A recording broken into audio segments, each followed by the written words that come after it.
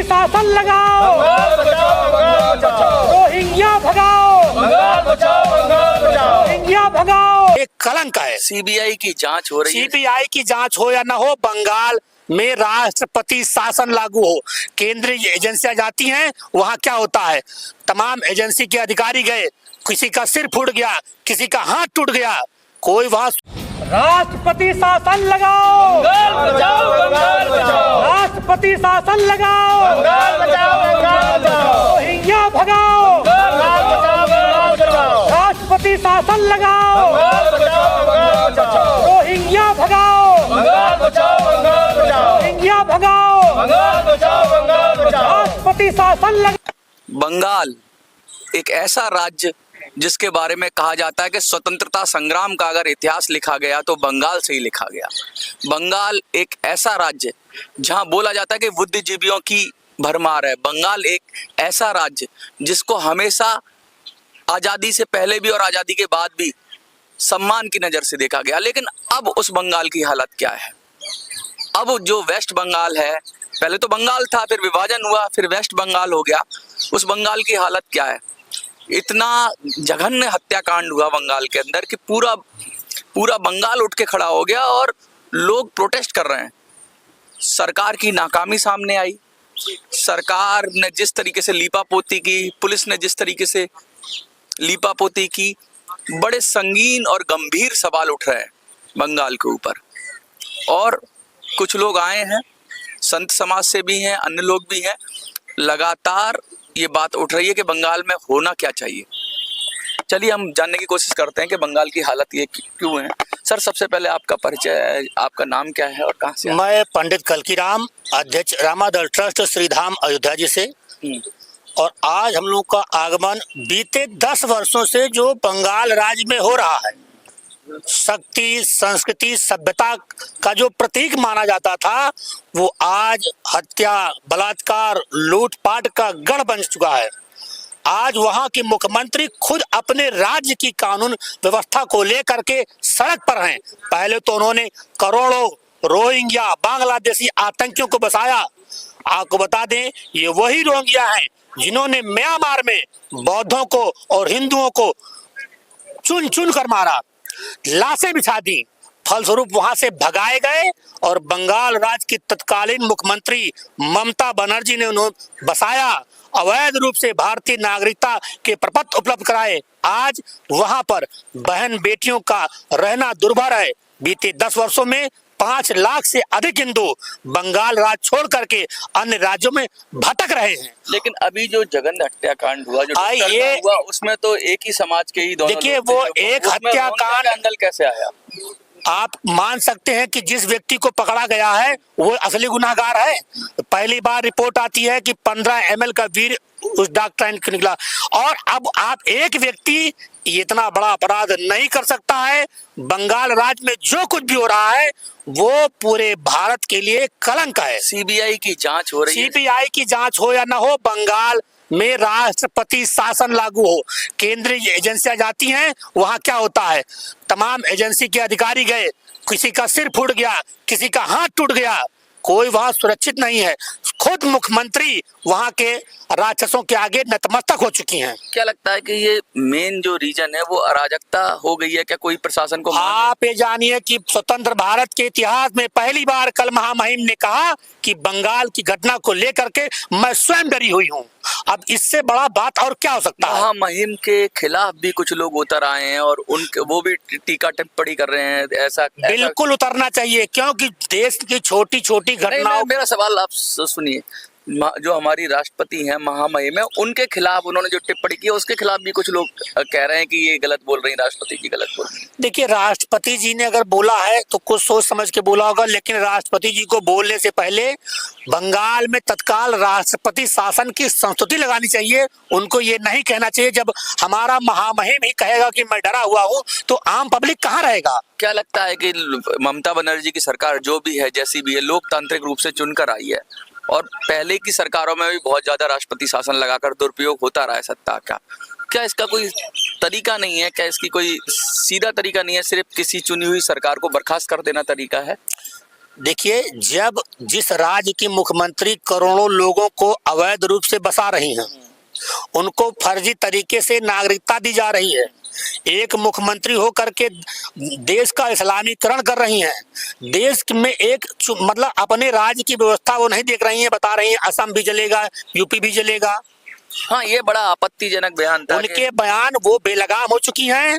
उनको तत्काल बंगाल में राष्ट्र प्रशासन लगाकर मिलिट्री एक्शन करे सरकार, और वहां जो करोड़ों नहीं है कि वो आहत हो गई, उन्हें डर लग रहा है कि मेरी सत्ता ना छीन ले, इसलिए वो आज पहले तो उन्होंने राक्षसों को बसाया, आज वो राक्षस बेलगाम हो चुके हैं और वो खुद हताश हैं। अभी परसों आंदोलन के दौरान पीयूष पांडे नाम के एक नेता को सरेआम गोली मार दी गई।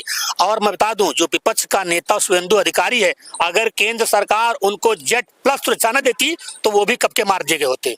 बहुत गंभीर आरोप लगा रहे हो, लेकिन मोटी बात ये है कि कानून व्यवस्था, भाई जिस राज्य में चुने हुए विधायक मार के टांग दिए जाते हैं, जिस राज्य में महिलाओं के 100 गलियों से गड्ढों से बरामद हो रहे हैं, जहां पर 1.5 करोड़ लोग मतदान नहीं दे पाए, ये ऑफिशियल रिकॉर्ड है। 1.5 करोड़, ये बहुत बड़ी घटना है कि 1.5 करोड़ रोज लोग एक राज्य में मतदान नहीं कर पाए। आप क्या समझते हैं? लेकिन चुनाव आयोग जो है वो तो एक इंडिपेंडेंट संस्था है। बंगाल राज्य में ये सवाल अगर आप कह रहे हो तो ये चुनाव आयोग पे सवाल है, तो सेंट्रल गवर्नमेंट पे भी ये सवाल उठेगा। भाई ये बात क्या बंगाल सरकार इतनी ताकतवर हो गई कि वो सारी चीजें मैनिपुलेट कर रही है? बिल्कुल ताकतवर हो गई। अगर ताकतवर न होती तो हमारे महामहिम कैसे कहते मैं डरी हुई हूँ। अगर वो ताकतवर न होती तो आज तक वहां पर वो अपने राज्य की बात छोड़ करके केंद्र सरकार को बताती हैं कि आप पाकिस्तान से बात करो, फलाना करो, धमाका करो। तो इसका इलाज क्या है? देखिए, इसका इलाज ये है, राष्ट्रपति शासन आप लगा देंगे, फिर 6 महीने की अवधि होती है, फिर चुनाव होगा और फिर वो आ जाएंगे, क्योंकि लोकतांत्रिक रूप से अगर लोकतंत्र में जिसको ज्यादा लोग वोट देते हैं वही बन के आता है। तो लगातार पिछली बार भी जीती हैं चुनाव, फिर जीत के आ जाएंगे, फिर क्या बार बार राष्ट्रपति शासन लगाओगे? देखिए, जब क्या लोग बात समझ नहीं पा रहे हैं आपकी, या मतलब और लोगों की? मैंने 2 मांग रखी है कि सर्वप्रथम बंगाल में राष्ट्रपति शासन लागू कर, बीते 10 वर्षों में जो लोग बसाए गए हैं करोड़ों लोग, इनको आप बाहर कीजिए। तो बंगाल पहले भी खुशहाल था, लेकिन कहने का मतलब है जो इलीगल वोटर आ गए या इलीगल इमिग्रेंट्स आ गए, उसकी वजह से ये सारा डेमोग्राफिक चेंज हो गया। आप ये कह रहे हो? बिल्कुल बिल्कुल आरोप लगा रहे हो? हाँ, यही आरोप है और यही सत्य है। सीए तो आ ही गया है, तो फिर क्या वो सीए आया है और उसके साथ आप एनआरसी की भी बात हो रही है, और भी मुद्दे हो रहे हैं कि जनगणना होगी, तो क्या लग रहा है कि उसके अंदर ये लिस्ट बनेगी? जो वो जब होगा तब उसमें एक लंबा समय है, लेकिन वर्तमान की स्थिति बहुत भयावह है। वहाँ मीडिया स्वतंत्र नहीं है। अगर वहाँ मीडिया निष्पक्ष होकर करे अपनी सूचनाएं प्रकाशित करे तो शायद पूरे विश्व में देश को शर्मसार होना पड़ेगा।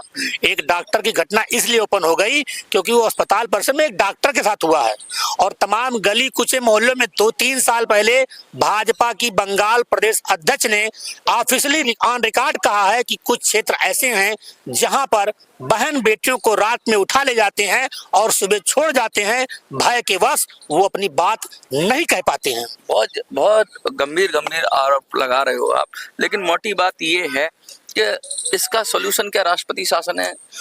आप राष्ट्रपति शासन लगेगा, बिना राष्ट्रपति शासन लगाए रोहिंग्या बांग्लादेशी आतंकियों पर नकेल नहीं कसी जा सकती। आसान है क्या? कोर्ट में चैलेंज कर दिया जाएगा? कैसे? अरे कोर्ट ने आज आप बताइए, माननीय उच्चतम न्यायालय खुद स्वतः संज्ञान ले लिया है, तो क्या माननीय उच्चतम न्यायालय उनको संरक्षण देगा?